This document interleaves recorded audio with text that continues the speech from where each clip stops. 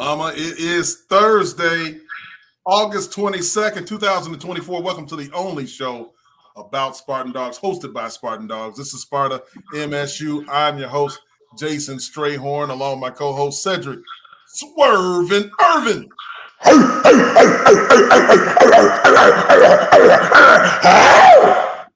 Woo!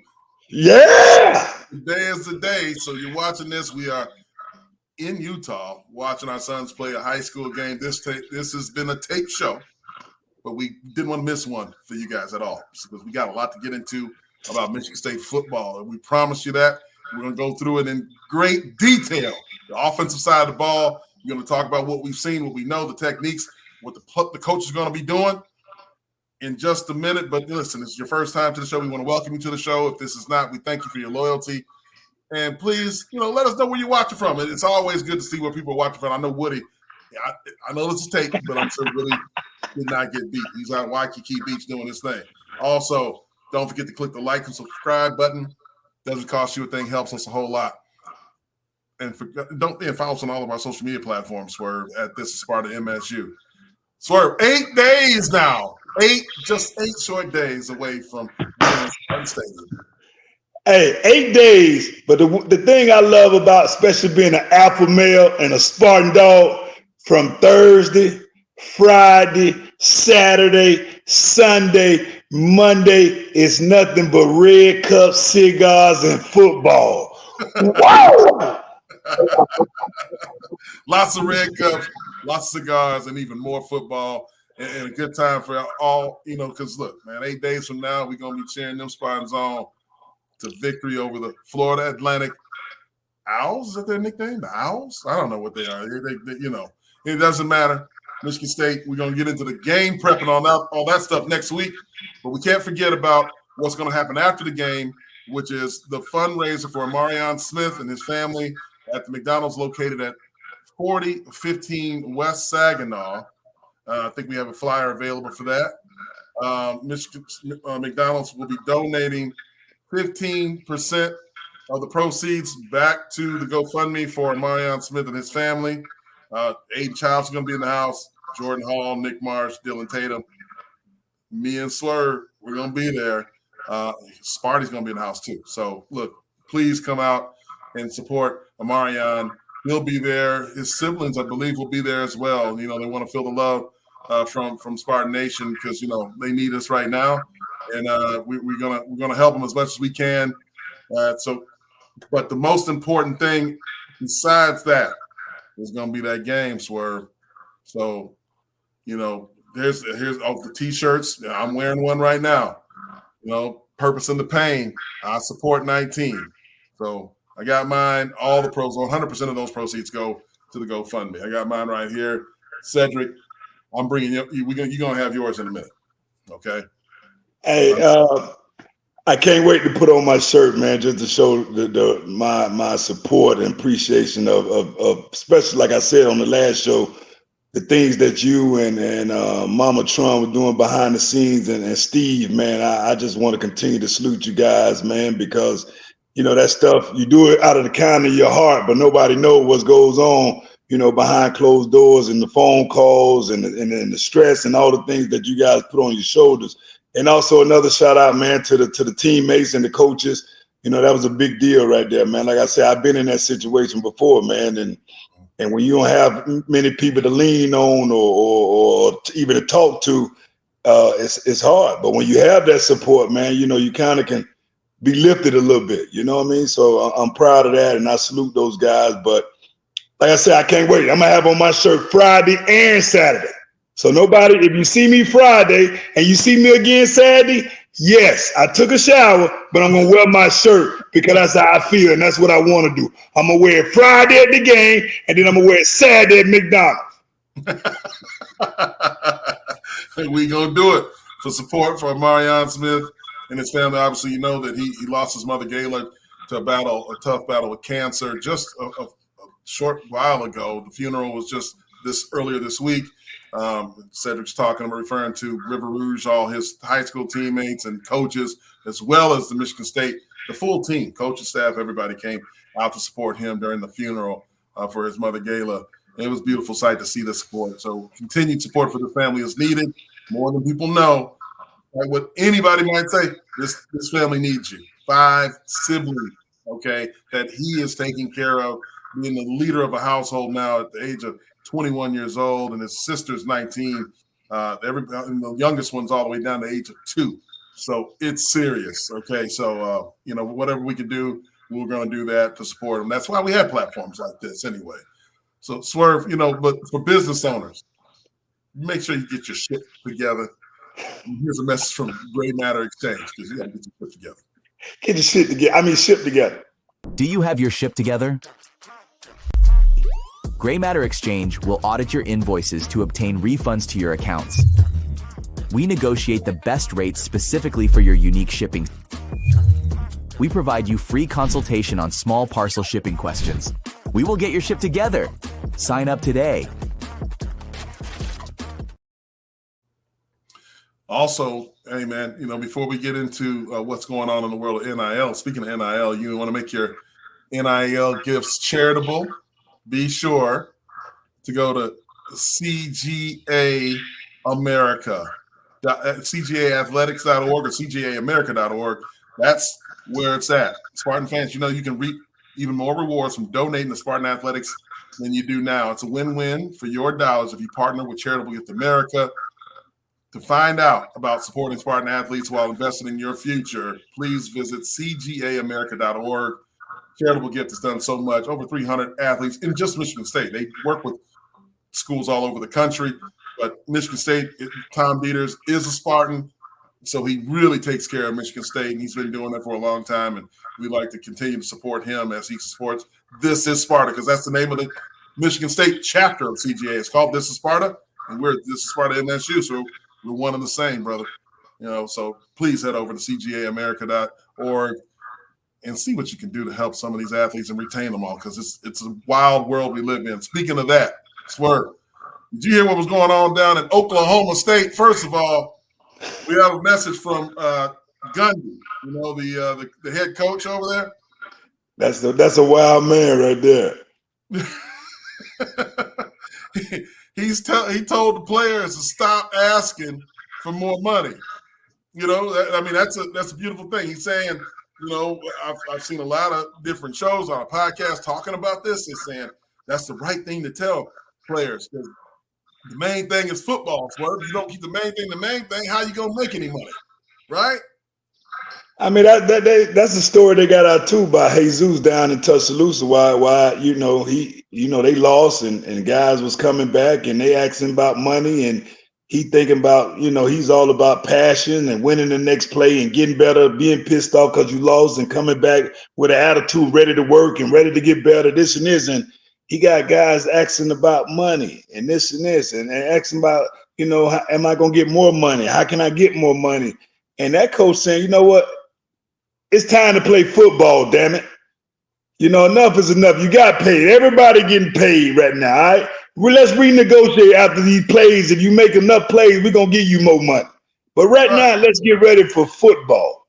I'm glad he did say that, because they're going to have to, if you don't, these kids, man, I'm telling you, because it's just so sad. First of all, there's no university that's seeing eye to eye, meaning you at Michigan State, I'm over there in Honolulu.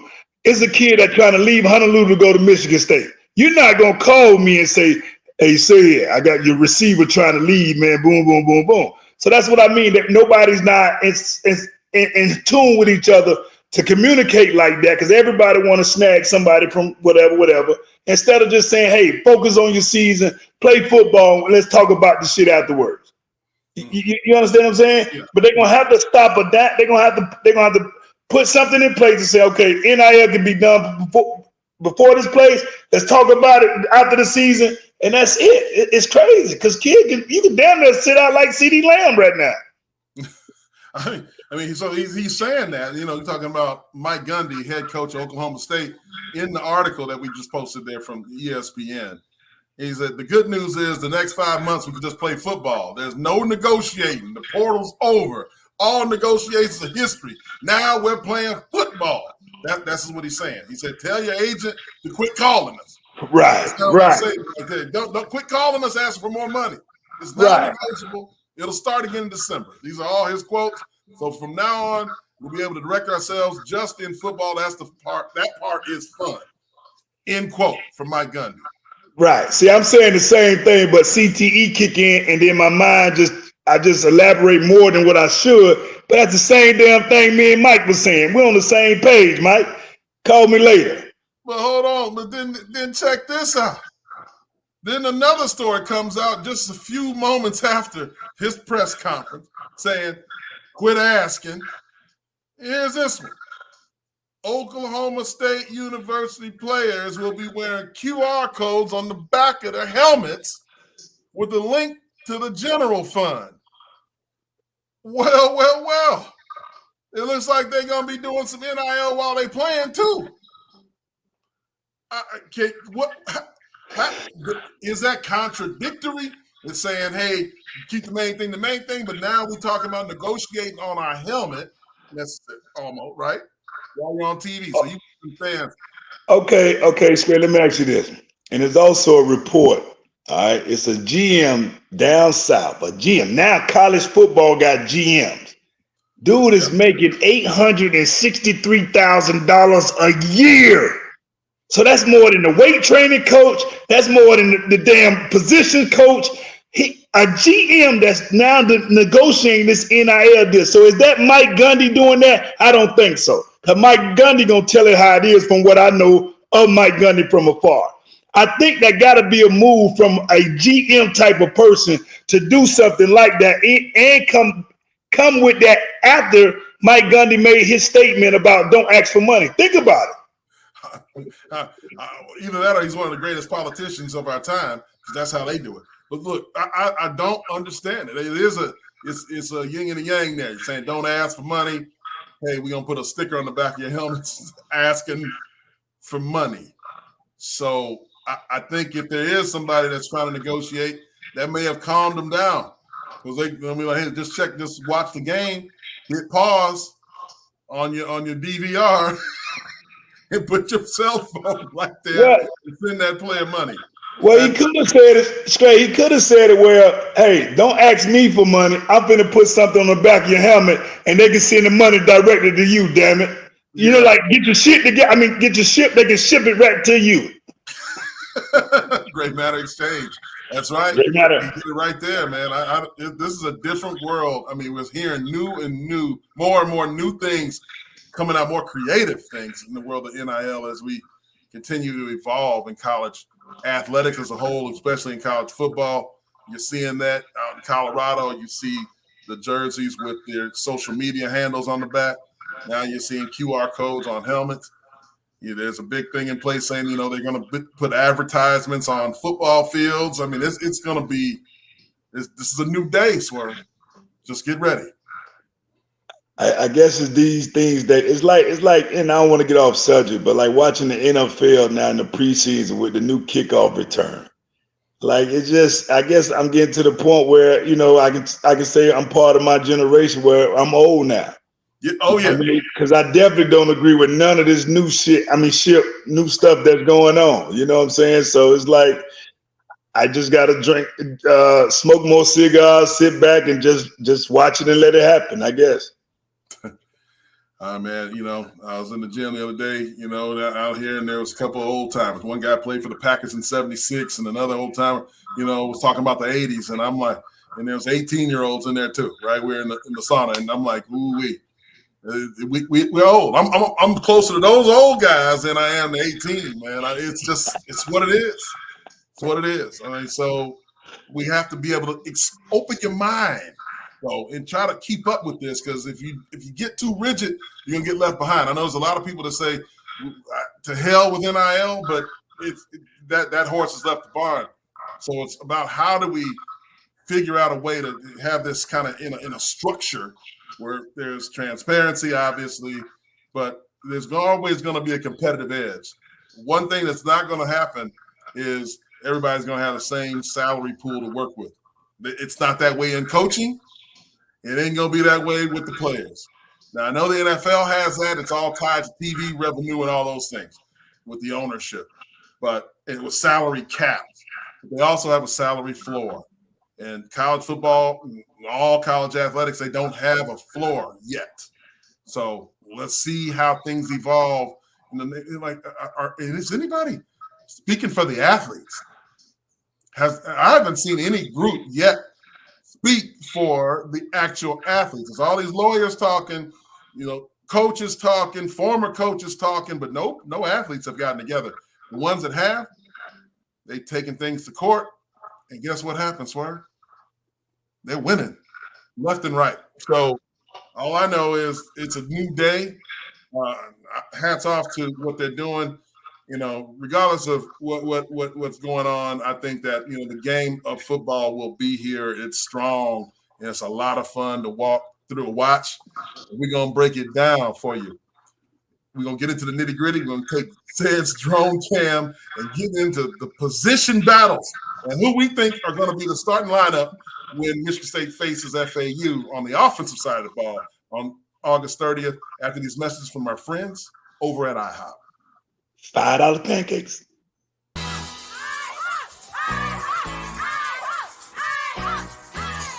IHOP. $5 all-you-can-eat pancakes are back at IHOP for a limited time, or free with select combo purchase. Only at IHOP. There it is, Swerve. Now it's time. And I know this is a long-awaited segment. Here it is. It's Thursday. We taped this show earlier, but it is time. We're inside of 10 days. Now, it's 8 days to go before Michigan State takes that field against Florida Atlantic. Let's start talking about the offensive side of the ball. Let's start with the X position, wide receiver. Who are you thinking? What are you thinking? I'm looking at a battle there. You have guys like Jaron Glover and Antonio Gates. Those are two guys, speedy players, decent sized guys, in the 6 foot to 6'1" category in that range. Those are the guys who are far out, split out receivers. Okay, the wide guys that can stretch the field, make plays down the field, deep threats. A lot of times, when it's third and long, you're looking for a guy like that, unless you're trying to go underneath.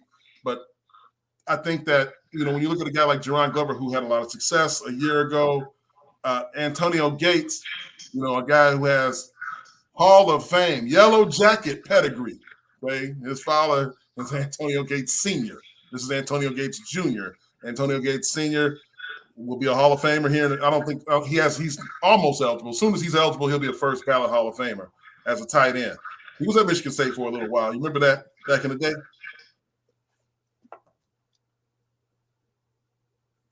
Yes, I do. Okay.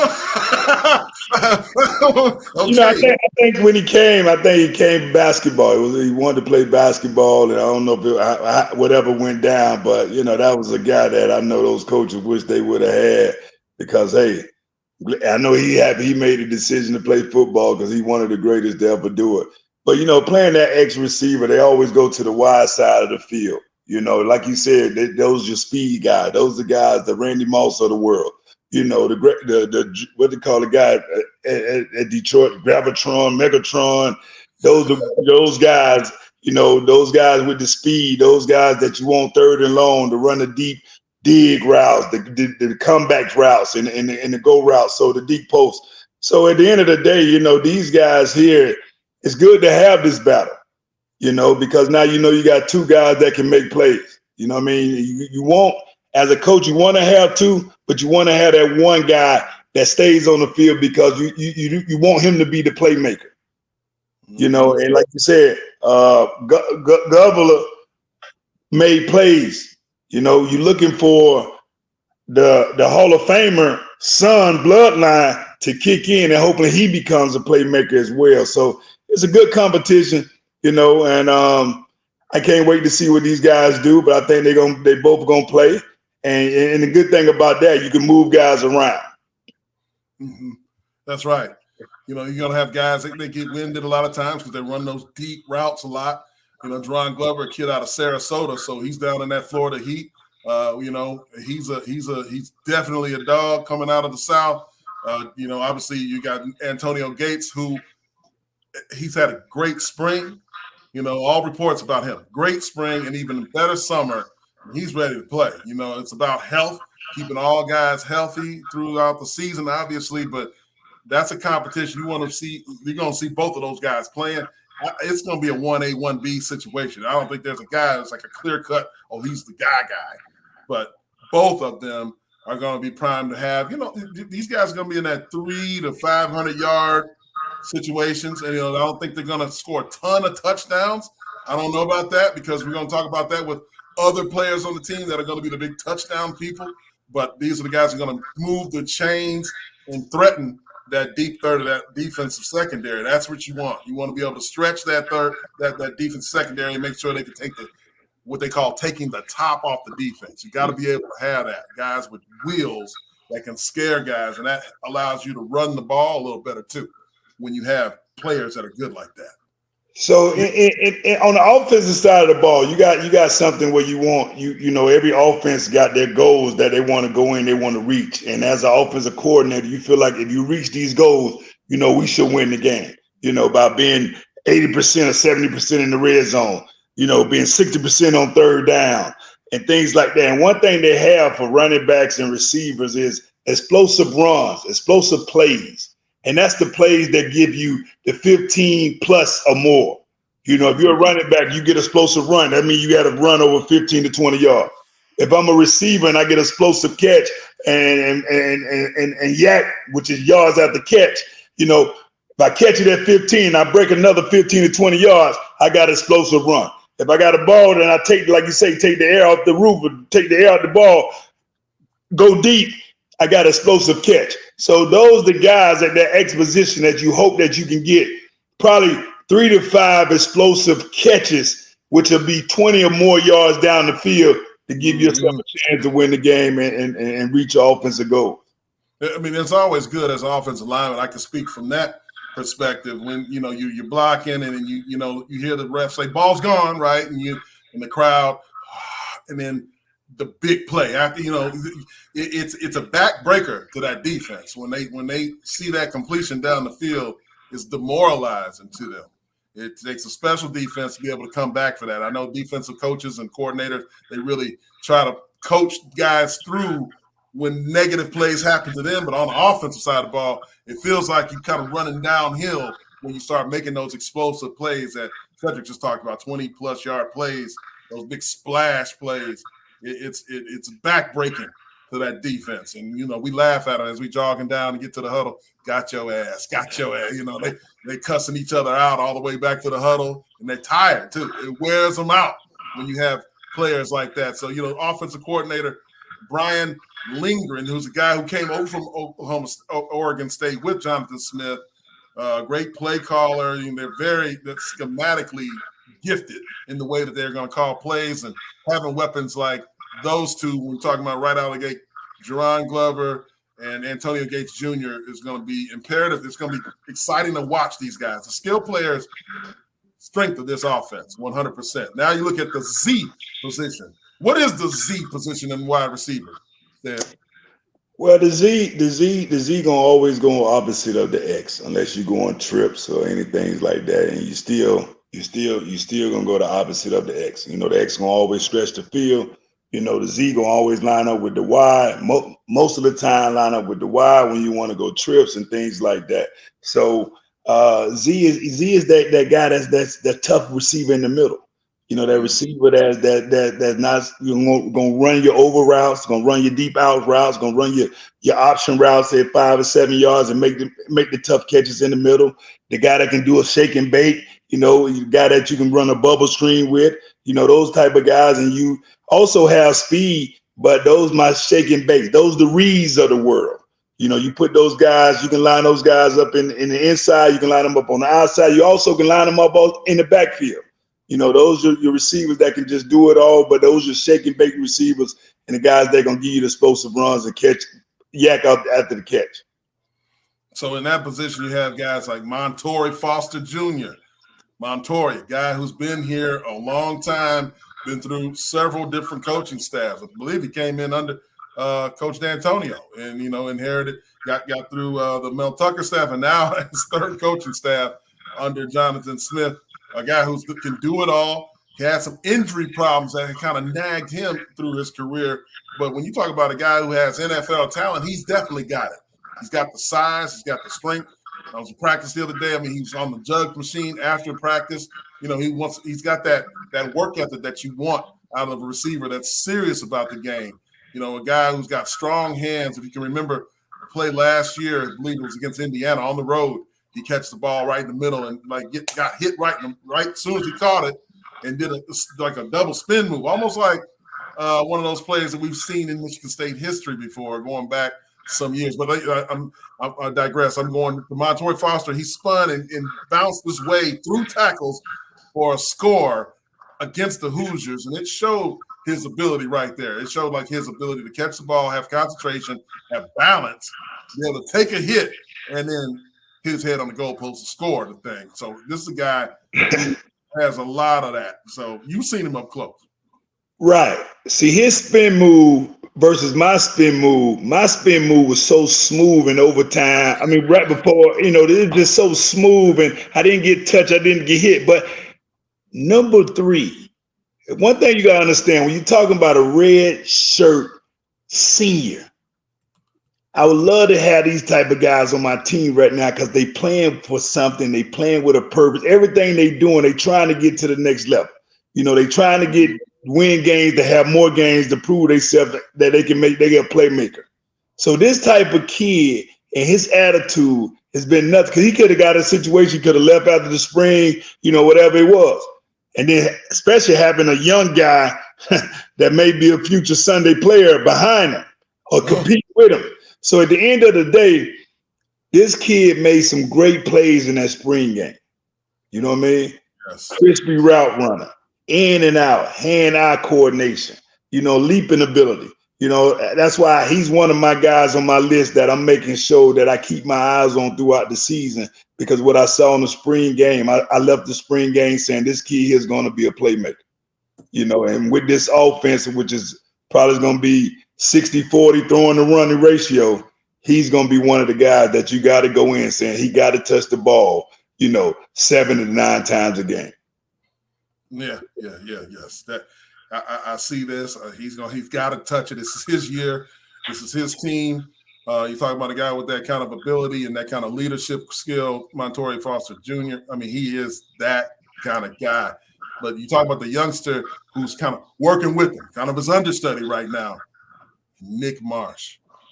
Man, in Megatron 2.0, Nick Marsh out of River Rouge. We talk a lot about him. We saw him in the spring.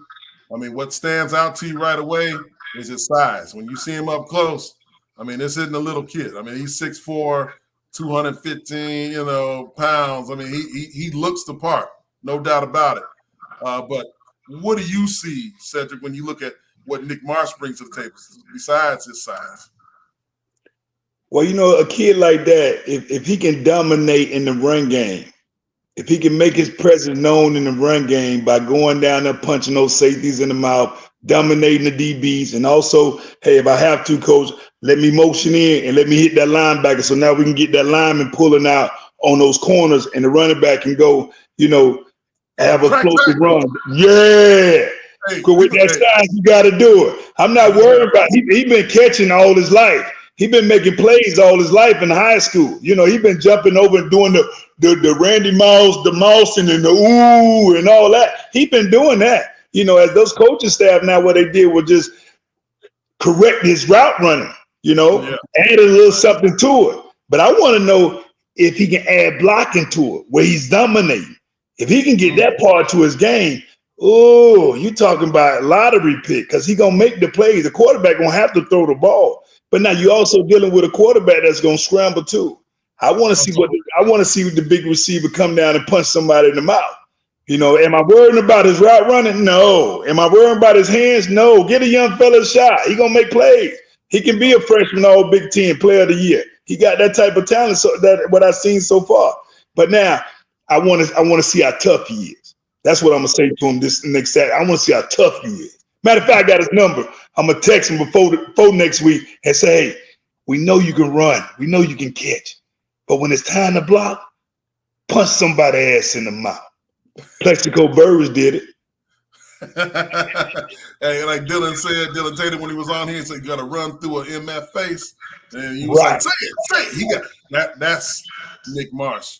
That's what he gonna do. And I've seen him in that run game. I mean, he's not only physically imposing. I know something about them River Rouge kids, man. Something about them. They got a streak in them, a toughness that you pray for as a coach, and you love it as a teammate, man. I mean, as a fan, I want you to pay attention to number 6 when you see him on the field. Don't just look for the big catch. Don't just watch the ball. Watch him do the things that bring big runs. That's what Sedrick's referring to. That crackback. You got to watch. You can't blindside hit guys. We know the new rules. We know it's a kind of gentler football. But at the end of the day, you put a hat on a hat. That means, I mean that in a safest possible way. But he's got to put his hands on somebody. You'll see number 6 on top of players in the run game a lot, and blocking downfield for his other receivers as they catch the ball. Because he's a very, very, very good overall well-rounded player. And guys like Courtney Hawkins, his coach, the wide receiver coach, knows how to get guys polished up. He did it with Keon Coleman. You talked about Jay Reed.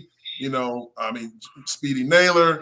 The list goes on and on of players, NFL players that have come out of that wide receiver room. And we're going to continue with the wide receivers, talk about the flanker position. Flankers, man. I mean, tell them about that. Guys that line up in that slot.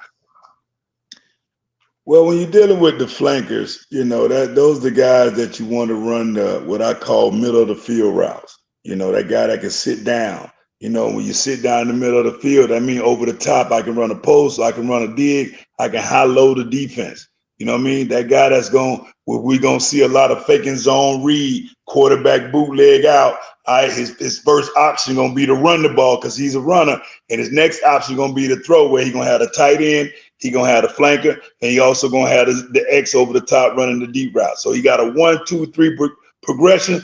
But if you got a quarterback like that, you tell him your first option is to run because you're a weapon. But now with these flankers, these guys are the guys that you're counting on for the short passes.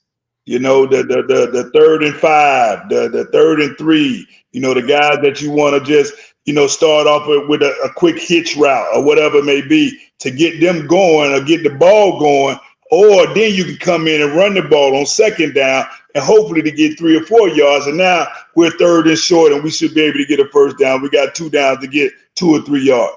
That's the mindset of an offensive coordinator. I always tell you, I had the opportunity to call plays. I tell guys, when I call a play, I want you to get 3.5 yards. When I call a play, if you get 3.5 yards, and after that, you get those 3.5 yards, become Swerving Irvin or Prime Time or Megatron or Molson somebody. That's on you. Because if you can get 3.5 yards 3 times, I got a 1st down moving the sticks. But now if you want to be special, after you get my 3.5 yards at that flanker position, then you can shake it back and go, now go try to be a top 10 draft pick. But if we can do that, man, with these guys that we got, the quarterback got a lot of options. Yeah, you talk about it. The guys we got in that position right there, Alante Brown, number 0, is the guy that you want to have that shake and bake, that yak, that yards after catch. He's speedy now. He can get right behind those linebackers and those little slant routes that you're talking about, right? Those short intermediate routes, just throw it out, swing it out to them like an extended handoff. And they can make people miss, man. Those are the guys that break your heart, too, on defense if you don't break down and tackle them and use proper leverage because they can break it, too. This is what you see Jaden Reed playing in the NFL now. That's kind of where they brought him in to play that. But, he scored a lot of touchdowns from the slot. I mean, that's where Tom Brady made a living of all those slot players he had. Archuleta, Wes Welker, all of them. I mean, these are those playmakers, those little guys with a lot of speed that can just – I mean, hey, man, I love blocking for those because, those quick passes. Defensive linemen get so frustrated because, they got to rush. People don't understand how hard it is to rush the passer, play after play after play. That's why those guys have to rotate and stay fresh because it takes a lot of physical exertion to try to go against all Big Ten centers and guards and tackles and then be able to turn and run. You got to go against them, try to get deep, into the backfield, chase a quarterback. And that's not having a mobile quarterback like the one that we have that we're going to break down here in a minute. And then you got to run your ass downfield wherever the ball is at. So having these slots, these flankers are huge. You got Alante Brown at one. Zai Johnson is another guy who's a redshirt freshman, younger guy. He's got a lot of talent, a lot of speed. But I think that the edge is going to go to Alante Brown with this. He transferred out of Nebraska. He's been around. He knows the game. And this is a senior. This is his position. You may see Montori, I believe, in that role too a little bit with Nick Marsh on the field at the same time as the Z. So Montori can go to that slot position. I mean, there's a lot of weapons when you talk about that wide receiver room for Michigan State. Some of the best in the Big Ten, quite honestly. So look forward to seeing that coming up here in 8 days against Florida Atlantic. But now we're going to go to the big fellas. The boys in the trenches on that offensive line, with the left tackle, the blind side. That's going to be held down by big Brandon Baldwin. That's the guy who they're counting on to play left tackle right now. Brandon, he blocks out the sun. He was in that video we had of the funeral. He walked right behind Coach Smith. See, it's just like game day when they were going to the funeral. You got the coach coming off, then the biggest guy on the team follows him. 6'7", 330-pound Brandon Baldwin out of Southfield, so he's blocking out the sun, like Flozell. You want him to be the first one off the bus. Remember that, Swerve? Hey, when you talk about Flozell, the hotel, if this kid can just give me 50, 60% of Flozell, the hotel, first of all, he's going to make a lot of money. And on top of that, we can be able to run behind him because I'm gonna tell you the secret. When I was trying to go to Flozell Adams side, it wasn't about my vision. It was about me following that 76 and he just moving people around like he like them pancakes. You know what I'm saying? When the hotel wanted to play, it was nothing like it, man. It was a beautiful thing. But the thing about these guys too, man, I love to see the red shirt seniors because, like I say, they gotta play with a purpose, man. This is it. This is it. No guarantee that it's gonna be another season or whatever it is. So these guys gotta play with a desire and determination to win and dominate, and that's a key factor in it all to me. Yeah, it's you're 100% right. Because right now you look at this side of the ball. When you talk about the offensive line, there's about 5 or 6 players. You've heard it from Jonathan Smith himself. It's not very deep on that offensive line right now. Right behind him, you've got Jacob Merritt out of Northville, and that's backing up Brandon Baldwin. If there's an emergency situation, there's an injury, they probably would flip the tackles around and try to bring in another guard right now. And we'll discuss that here as we continue. But Brandon Baldwin, he's got all the physical tools now. If he plays with leverage, this is a guy that we want to see him with great bend in his knee and being able to keep his face out of the blocks and use those long levers that he has. If he can use his arms and has good feet and is patient, what you want to make sure you don't see when you're watching offensive line play is shoulders turning. If you see shoulders turning too much, that's a problem. That makes it very easy for the defense to turn the corner on your ass and get to the quarterback. You want to stay square. That's one of the hardest things for offensive linemen to do because there's a lot of movement going on. The girlfriend's up in the stands. There's food up there too, and they want to turn. And it's like, no, you can't. No. If you want to watch the game, go get a ticket and eat a hot dog in the stand. But if you're in the game, you got to stay square. Keep their shoulders square to that line of scrimmage. And it's counterintuitive to what your brain wants to do. Your brain wants to turn, but you got to stay square. It gives problems to that defensive end that's trying to rush up the field, especially with those specifications, 6'7", 330 pounds. It makes you bigger. He plays with that, stay square, and just dare somebody to make an inside move. When you turn your shoulders, you give them the outside, you give them the inside move, and you give them a bull rush, which is what we call a three-way go. You don't want to give nobody no three-way go. You want to give them just maybe one. Maybe one. I'm daring you to do this. It's like defense in basketball. We're going to take something away from you, make you go a certain direction. We're going to make you use that left hand if you're not really strong with it. So that's what offensive linemen have to get and mature. This is a redshirt senior, so I expect him to come out with that. Coach Malchek, he's one of the best offensive line coaches in America, coming over, just had a first-round pick out of Oregon State at this very position. So you would expect him to be able to transfer that knowledge over, and for Brandon Baldwin to buy in for the coaching for Michigan State right now, and having a great season. And he's going to have a good matchup here. But towards the middle of the season, those defensive ends are going to really ramp up. We want to make sure that he stays healthy and stays square. That's what you're going to be looking for the left tackle. Moving on, swerve to the left guard. Transfer. Comes right in. Old Brother Rice guy, Luke Newman, comes in, was over at, Holy Cross? I believe he was at Holy Cross before. Yeah, he went to Brother Rice High School over in Birmingham, Michigan. Went to Holy Cross, didn't have that many offers, but then, became very popular in the transfer portal. That's the way that things go. So, the transfer portal taketh, but it also giveth. So we've got a solid player. He was a tackle in that lower division, but he's about 6'3", 310 pounds. I watched him play.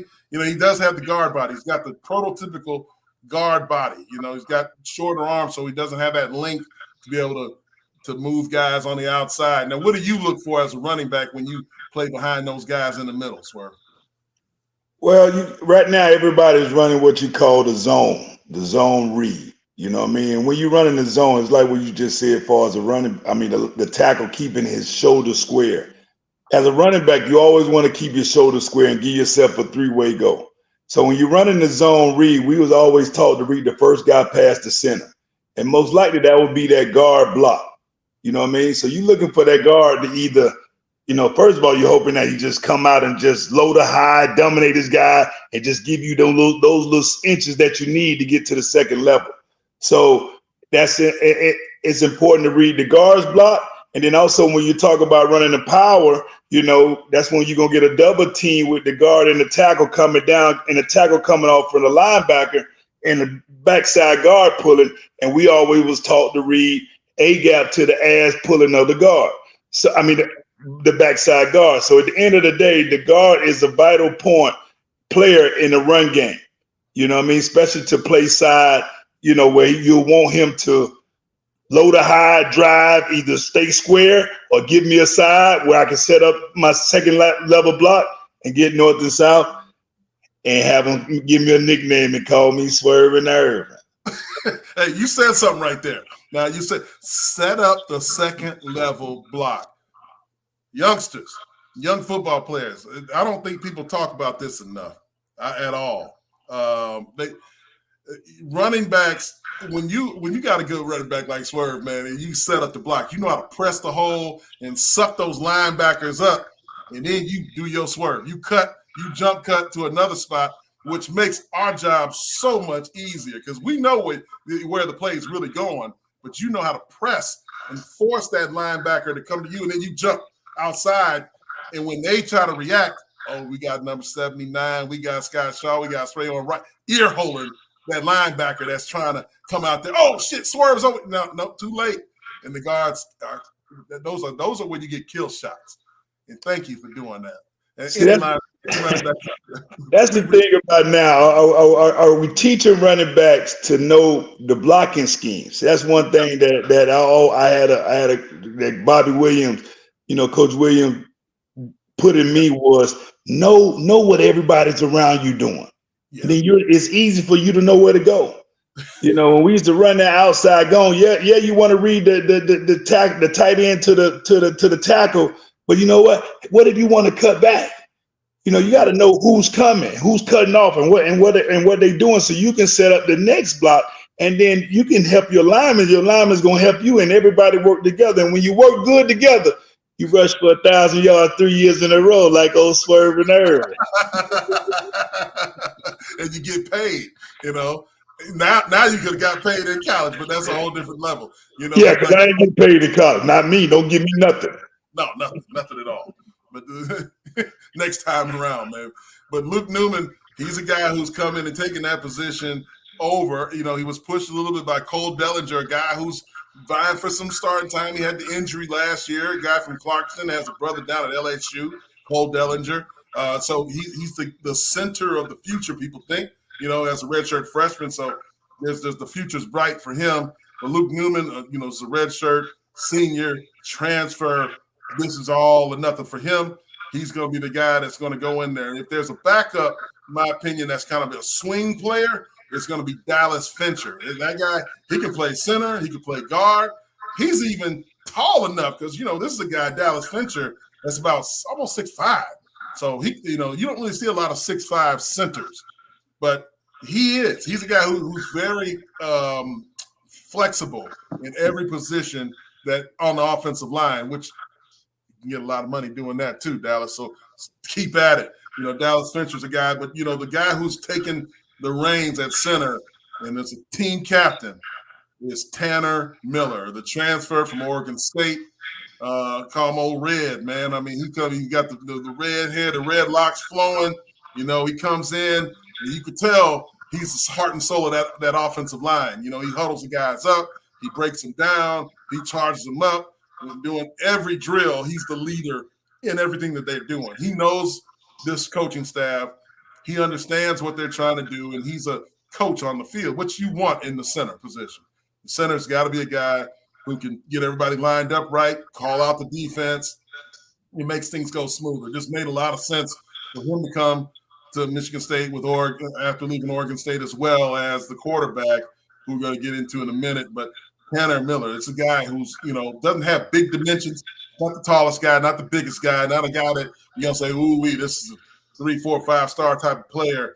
But, man, he's got a 5-star heart and determination. That's all you really need in that position right there to make some headway, especially when you have good running backs like Michigan State does have, which we're going to get to. Right guard. Man, there's a lot of rumors, a lot of reports coming out. And I don't know why there's rumors and reports, because he took this damn thing. Kristen Phillips, he took it. Big Dooley, he took the bull by the horn, Swerve, and said, damn, I'm 370, 80 pounds. I saw him at the end of the Penn State game last year in Ford Field. You know, it was a lot of uncertainty. Jonathan Smith had not been named yet. And I saw they turned the lights out. He was still walking up and down the field with his uniform on. When you see that, you can see a guy that's full of shit, or you see a guy that's going to come out with a purpose. And I'm going to tell you, he came out clearly. He dropped about 50 pounds. The boy is serious about what he's doing out there. And I'm like, look, man, and he's the cheerleader. He's the guy that's out there pushing everybody, making sure guys that are behind him are getting better. I think he wins this thing going away at the right guard position. Kristen Phillips, man. What you think about them right guards? Hey, just like I said about the left guard, you know, they mirror each other. You know what I'm saying? So those guys got to be your power guys that's in that run game, that's going to drive those guys out, and that's going to play on the other side of the ball, the defense side of the ball, especially in the run game. And in the passing game, you know, when you get your 3 front, or you get your R front, and you got your linebackers blitzing, you know, those guards and centers got to work together, and also with the running back. So it's like a triangle that you make from the running back position in the passing game with the blitzing and things like that. So when you got a center like we have, and that says a lot about this head coach. You know, I'm a redshirt, I'm a senior coming up, and I'm decorated like this center was. You know, he could have went anywhere, but he followed his head coach, you know, all the way from the west side or wherever they from over there, all the way to the Midwest. That says a lot about the trust that he put in his coaching staff and the coaches that he have. But those guards and that center relationship, you know, it got to be vital in the run game, and then also very important in the passing game with the running back. 100%. And, you know, to finish up what's going on with the offensive line, you look at the right tackle, and I'm picking Ashton Lepo to be the guy at right tackle. He's the guy that came in, scrawny kid. You know, in fact, he thought I said to him the other day, I said, man, you're getting stronger. He said, did you say scrawny? I said stronger, sir. Stronger. So he's got that post-traumatic stress about people calling him too small. But he doesn't get, man, you talking about a kid that's about 6'6.5", 310 pounds. He looks good. And he's got way more power in his base. And It's hard to play. You know, they always look for kids that have those dimensions and length. But if they can't put on weight and you can't anchor, you know, the reason for the weight isn't just to look good in the mirror now.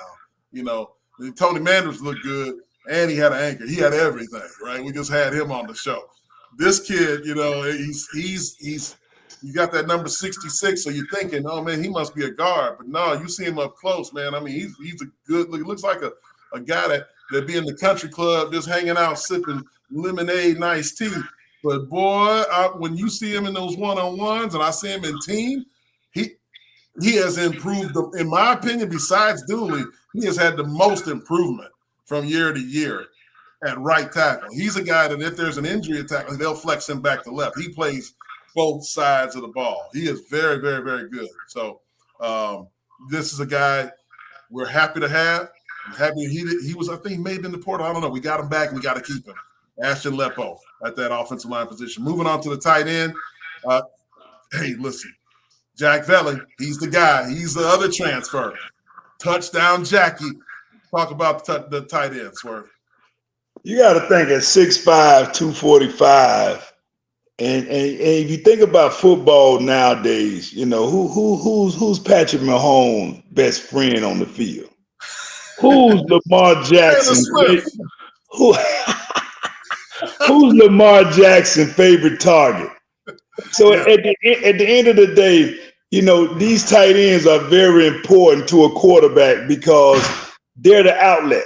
You know, they're the guys that's moving the chains. Those are the guys that I can make the easy throw to because it's within those 10 to 15-yard routes.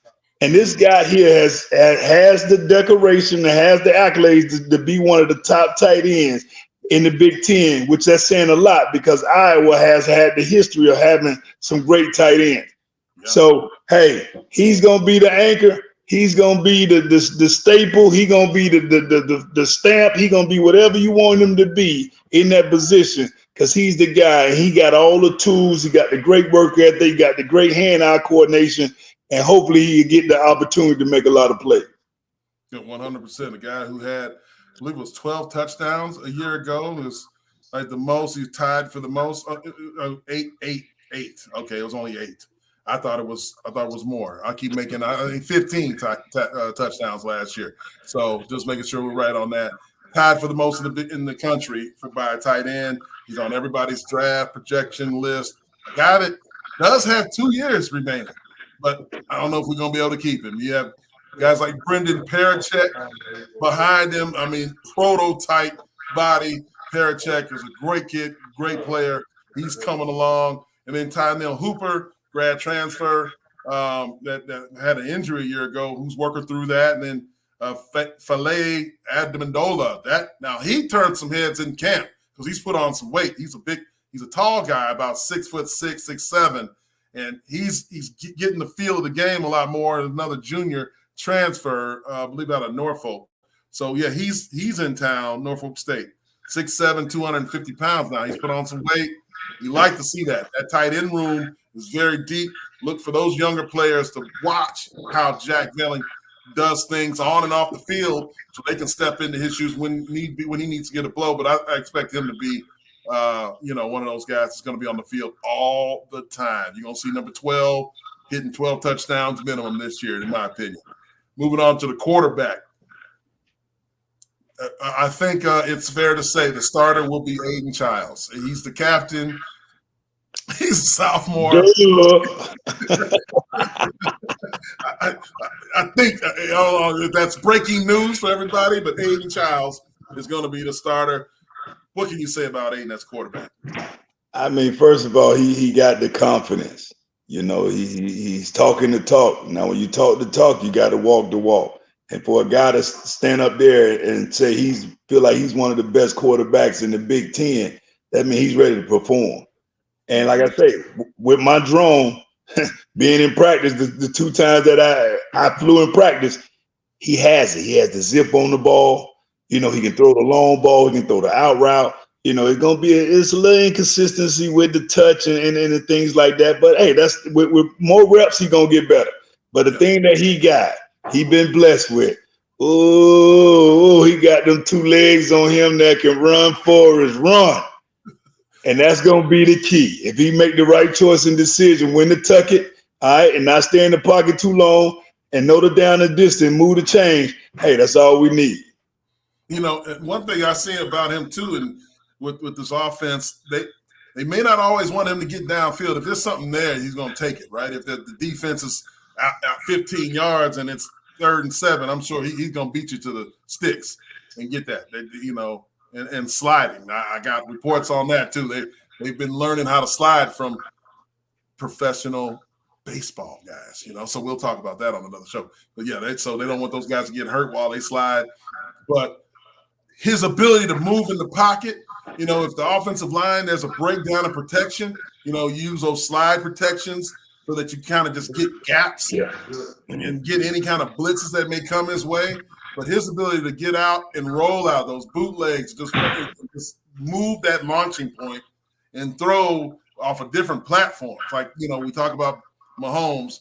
I'm not going to say he's Patrick Mahomes, but he has that ability on the run to throw better than sometimes guys can in the pocket. You know, you hear that from his own receivers. I don't know. He's a good pocket passer, but it seems like he's even a better passer on the go. So, and I've seen that in person. This is a guy who can really launch the ball while his body is in strange, contorted positions, you know, sometimes out of necessity. Right now, he's not being hit. That's the thing that you want to see with the young players. They wear the red jerseys now, so he hasn't been hit. But this isn't a little guy. He's put on weight. I mean, he's about, I don't know what they're talking about, 6'3". He's like 6'4" and some change. He's a big player. So, you know, I don't think he's going to, you know, be fragile at all. You know, hey, he's from Long Beach. From Long Beach ain't soft. I know that. You know, hey, he ain't from that. He ain't from the other part of California. He's from Long Beach now. So that was Snoop from? Yeah. Snoop star, bust Snoop ass. He put on some pants, man. He was just a rapper now. He wasn't an athlete. Hey, but you know the thing with that quarterback too. I know when these offense coordinators, when you get a quarterback like this, you tell them, hey, especially on the rollout, your first option is to run. Why? You put pressure on the defense, you know, and then when you get a chance to I know they work on the scramble drill so much because when he scrambled, that's when these receivers, you know, you go back to play backyard football. You know, you go back to play, you know, on the street football. Now I gotta boom and reverse myself to get open. And with a guy with a cannon like he has on the run, I either can tuck it and get the big yards, or I can sit back and throw it deep and be on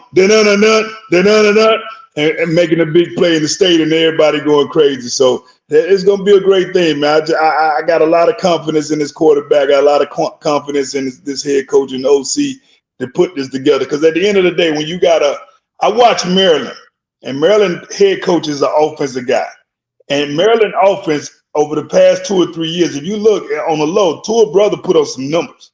Yeah. They were so creative with the things that he was doing, moving guys around, different motion and things like that. And I expect the same thing from this head coach and with this quarterback. No, 100%. You said it. You said the first thing he should do is run the ball. That's his first option. He does that. What it's going to do, all he needs to do is put that on film a few times. And that what's going to happen, those defensive backs, they're not going to have eye control, and they're going to start looking in the backfield. You know what happens when the defense secondary, we're going to talk about that next week, starts looking in the backfield. They start coming up and trying to make the play. Everybody wants to hit the quarterback. So if they do that, and as you said, he stops and threatens that line of scrimmage, and then he throws over their head, we got big problems for the defense, which is good for Michigan State. So threat with the legs and having a big arm, that combination, man, he might be one of the best quarterbacks in the Big Ten, or if not the country, before all is said and done. For sure, before it's all said and done. I'm talking about this season. So take that one to the bank. Aiden Childs is going to be a star in this league. Running backs. Let's close it out with the running back. We know who the starter's going to be. Your boy Nate Carter. First of all, I just found out Nate Carter, he's a married now. Oh, yeah. Got married over the spring. So with that, man, I think we're dealing with a grown man, because he done made a grown man decision to get married in college. And I salute the brother, because there's no way in hell I would have got married in college. Not me, no. They always say, Swerve, you can go back to the NFL, to college. I'm going back to college, Case Hall, and I'm never leaving Case Hall. And I got my reason why. But when the things I've been watching with Nate since the spring, man, he looked like a power runner. And if you watch that spring game, he had some explosive run. I know you like a guy that we got in the portal, but this kid here, he would be the lead. He would lead the way, and I think he would be that guy that he would average 4 yards a carry. And I think he got that burst of speed like we saw in the spring game to make a guy miss and to get north and south and to finish runs like he did in the red zone a couple of times I saw with my drone in practice. And on top of that, he got above average hands too, which that's going to be a friend for the quarterback too, in the flats, on the swing routes, right there above 5 yards in front of the center, and check down routes and things like that. So look for him and his company, running back by committee, to be a plus in this offense. 100%. I think you said, I think that with his ability to be a power runner, he's not the biggest guy. Obviously, he's got speed.